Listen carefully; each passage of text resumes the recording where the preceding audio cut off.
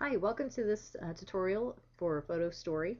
In this particular video, I'm going to show you how to start a photo story as well as import and edit pictures within your Photo Story project. So let's get started. When you open up Photo Story, the program on the computer, you'll be prompted with this dialog box that asks you whether you want to begin a new story, edit a current project, or play a story. Since we're starting a new project, we'll choose Begin a New Story, and we'll choose Next.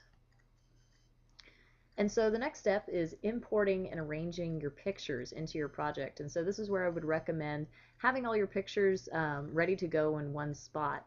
And so I've already created a folder with all of my images that I'm going to use in my Photo Story project.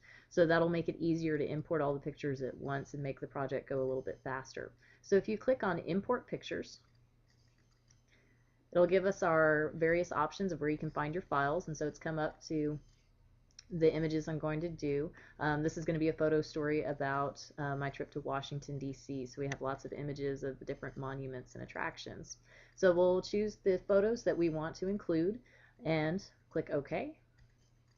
And so it's added in those images. So now what we can do, and this is what I would recommend doing before we go any further, is saving the project. So that way, if we need to work on the project over a number of days or however amount of time that you need, you have that project saved.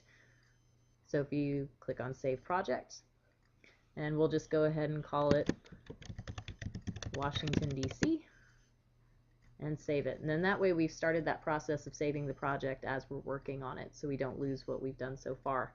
And so you'll notice underneath the pictures there is an edit toolbar, and so we can adjust the coloring on the pictures. You can also correct red eye. That comes in handy with portrait style photos. You can rotate, so even if you imported your pictures and they weren't in the right orientation that you needed, you can make those corrections within Photo Story. And then there's the Edit tab. And so if we click on Edit, it gives us the option of cropping our pictures within the Photo Story program itself. So you can select that crop checkbox, and you can either move the box around or move around the margins to crop your pictures. They also have autofix and add effect tabs. And so you can do this in this part, or you can also do it when you're adding in titles later on. You might also notice that down at the bottom, you can actually, we don't need to make those changes, you can actually toggle between your pictures, so you don't have to constantly stop and start and choose that edit bar over and over. You can edit and move from picture to picture as you need to. Okay. If you notice down here at the bottom, this is where you can affect the ordering of your pictures. So let's say we want to move Superman at the Jefferson Memorial a few spaces over to the right. Well, we've selected the picture, and then we'll just move him forward a couple of spaces. And you can do the same thing moving backwards. You can also delete pictures from the film strip as well. Okay.